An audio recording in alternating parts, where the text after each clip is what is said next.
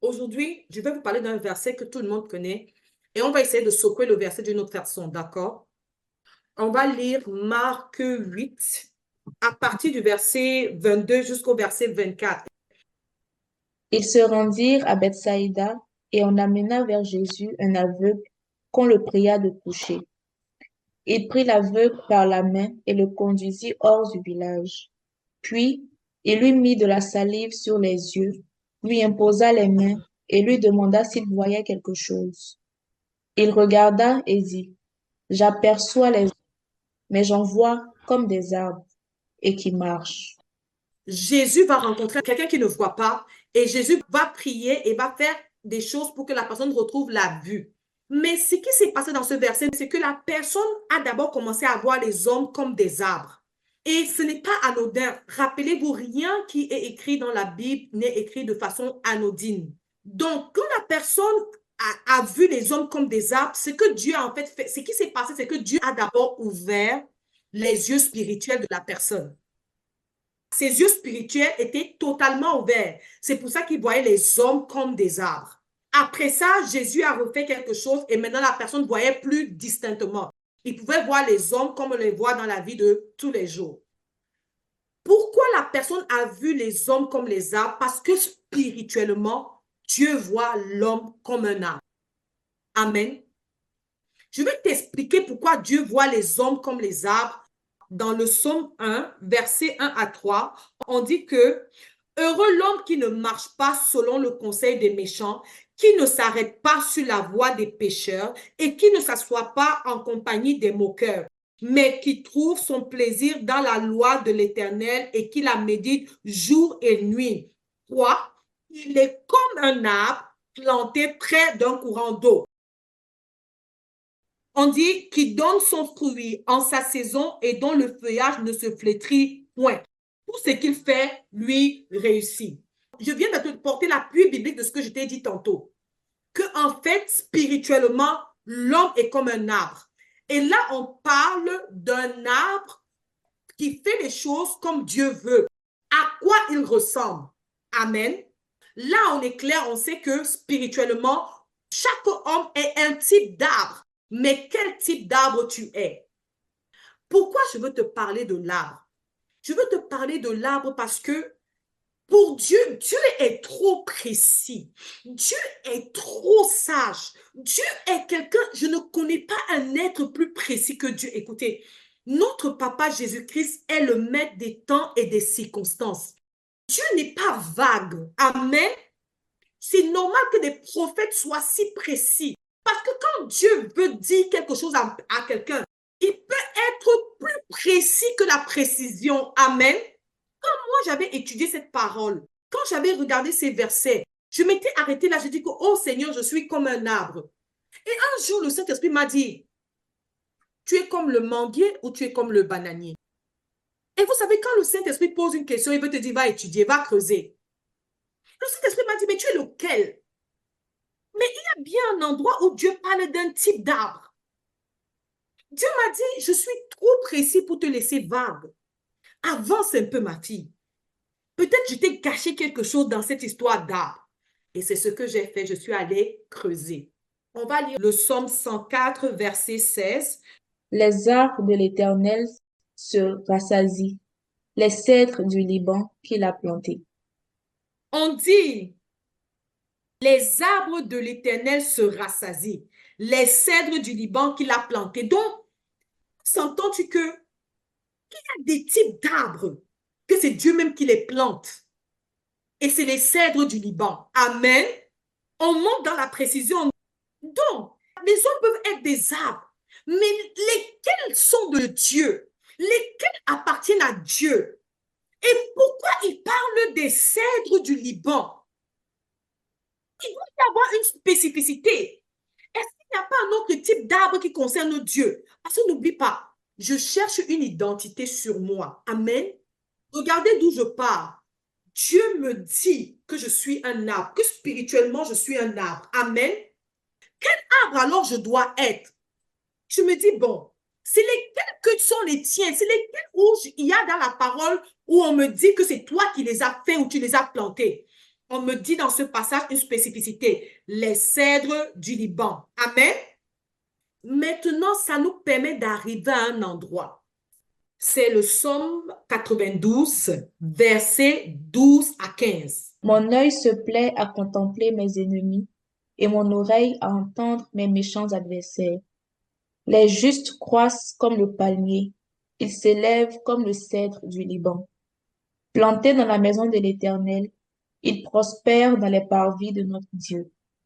Ils portent encore des fruits dans la vieillesse et sont pleins de sève et verdoyants. Amen. On voit qu'on a plus de précision. Dieu est plus précis. À partir du verset 12, on dit « Les justes croissent comme le palmier. Ils s'élèvent comme le cèdre du Liban. » Donc, quand on dit le juste, on le compare au palmier et au cèdre du Liban. J'ai plus d'informations, right? Donc, si je veux être juste, je dois être comme quoi? Un palmier ou un cèdre du Liban. Comme aujourd'hui, on n'a pas trop de temps, on va commencer par le palmier et je vais t'expliquer quelque chose. On dit, les justes croissent comme le palmier, ils s'élèvent comme le cèdre du Liban, plantés dans la maison de Yahweh, ils prospèrent dans les pavis de notre Dieu. Maintenant, on décrit ce qu'ils font. Mais que moi, Dieu me voit comme un arbre dont il doit être fier. Il y a une caractéristique que je dois chercher. Je dois minimalement être comme un palmier.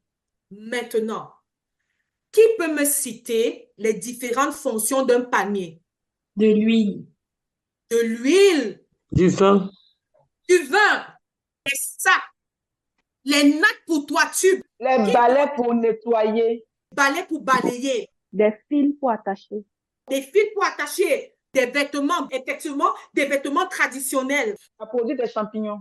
Est-ce que vous savez que les palmiers ont aussi des chenilles qui sont d'un goût exquis? Oui, le palmier sert aussi d'abri contre le soleil, contre l'insolation. Quoi d'autre? Est-ce que vous saviez que dans le palmier, il y a une vitamine qui permet de lutter contre la stérilité? Ça travaille la virilité des hommes. Vous pourrez regarder. On est à combien de fonctions? Laissons à 15 parce qu'on sait qu'il y en a plus. Maintenant, on recommence. Qui devait être comme le palmier? Le juste. Change. Le juste là, c'est qui? C'est moi.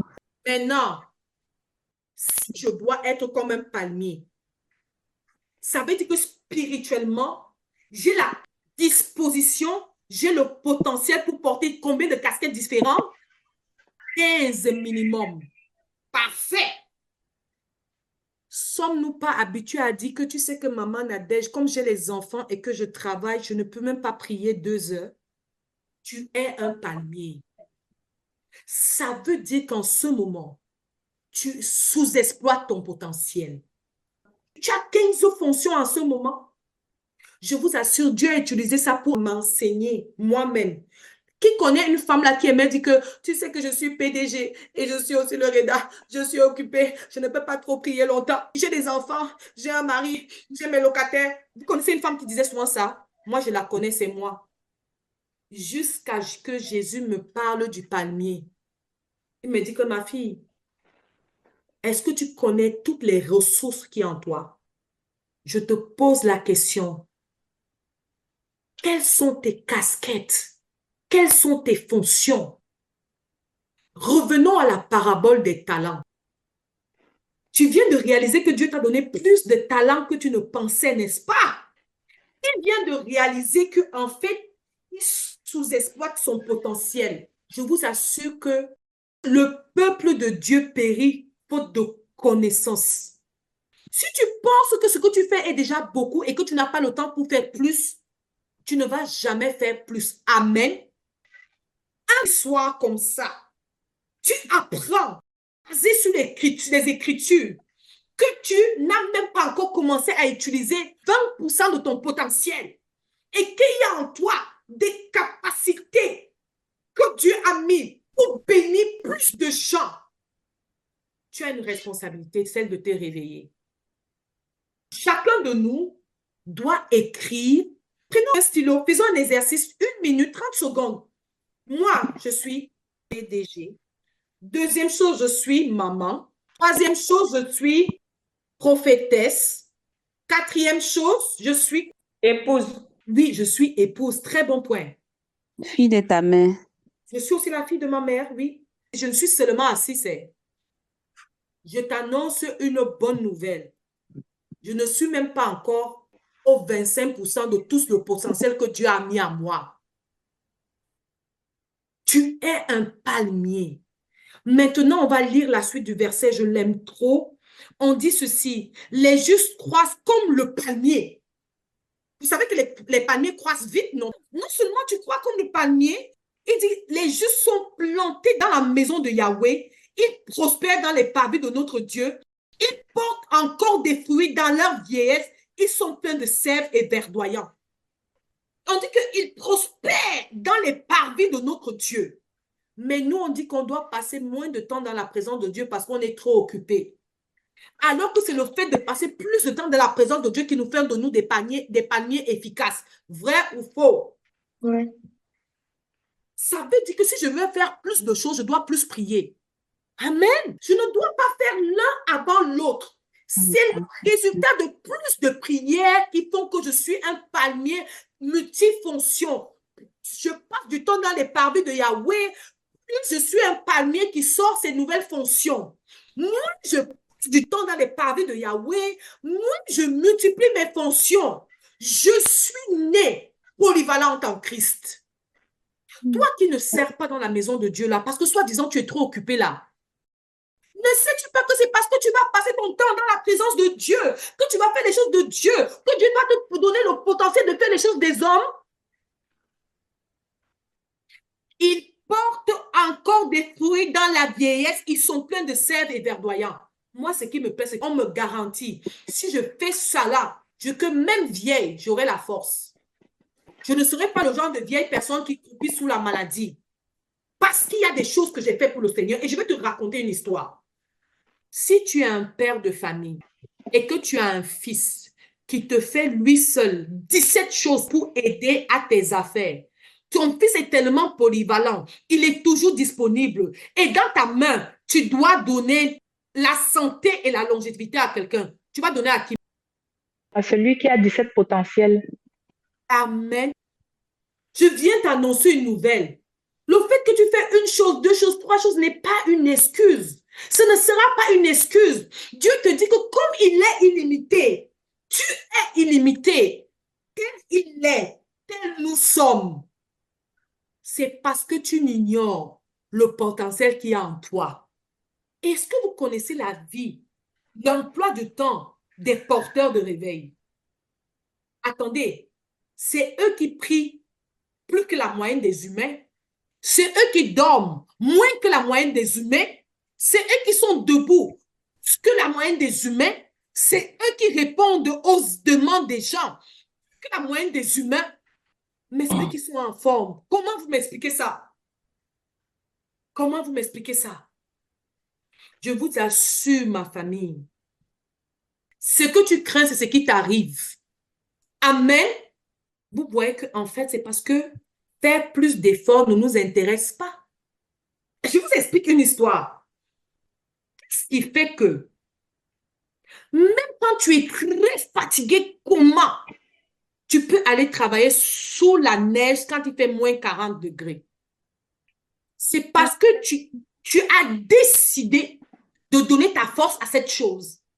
Dieu t'a créé comme un palmier.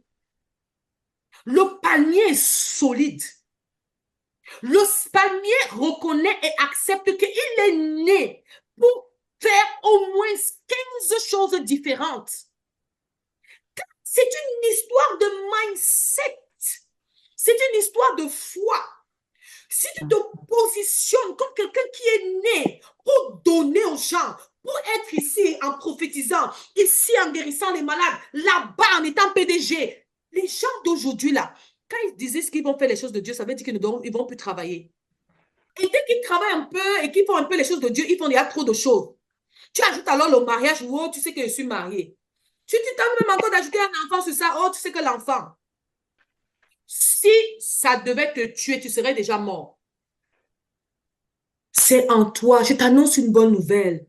Ce n'est pas une mauvaise nouvelle que je suis venue t'annoncer, c'est une bonne nouvelle.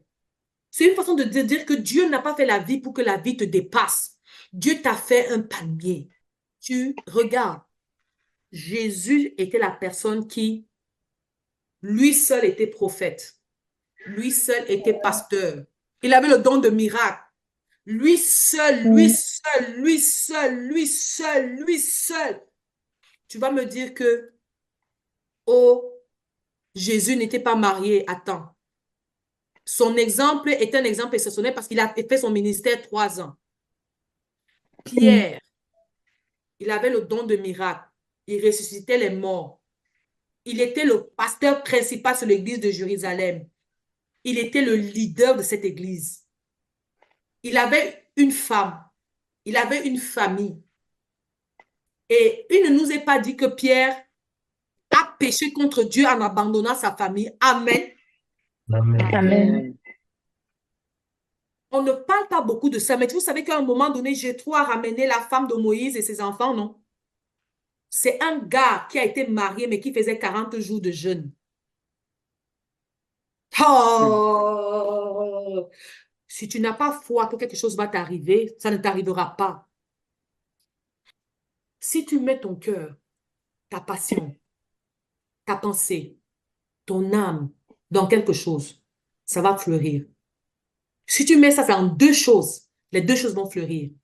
Tant que la base reste Christ, pour les intérêts de Jésus, à la gloire de Dieu, ça ne peut pas ne pas fleurir. Même si tu veux faire 15 choses. Je connais des hommes de Dieu qui ont 27 entreprises différentes. 27 compagnies différentes. Dans le jour où Dieu m'a dit ça, moi, je ne me suis même plus plaint. Ils ont appris que l'œuvre de Dieu a besoin d'argent. Je voulais t'encourager. Tu es un palmier. Tu es un palmier. Il y a un potentiel exceptionnel. Et je vais finir l'enseignement en disant quelque chose. J'aime la version King James française de cette histoire. Écoutez bien ce que King James française dit. Psaume 92, à partir du verset 12, version King James, on dit, « Les justes fleurira comme le palmier, il grandira comme un cèdre au Liban. Ceux qui sont plantés dans la maison du Seigneur fleuriront dans la cour de notre Dieu. Ils continueront de porter du fruit dans la vieillesse. Ils seront pleins de sève et florissants. » Écoutez la conclusion au verset 15. Pour montrer que le Seigneur est fidèle, il est le rocher et il n'y a aucune injustice en lui. On te dit que Dieu te fera faire tout ça parce qu'il veut montrer, il veut prouver au monde qu'il est fidèle. Ton Dieu est fidèle. Si ce que tu fais, c'est pour les intérêts de Jésus, à la gloire de Dieu, il ne te laissera jamais tomber, il est fidèle. Tu étudies, tu travailles, pour toi, tu es déjà trop occupé. Ça veut dire que quand on va t'ajouter les enfants et un mari, tu ne vas plus prier. Amen. Amen. Amen. Amen. Que Dieu vous bénisse.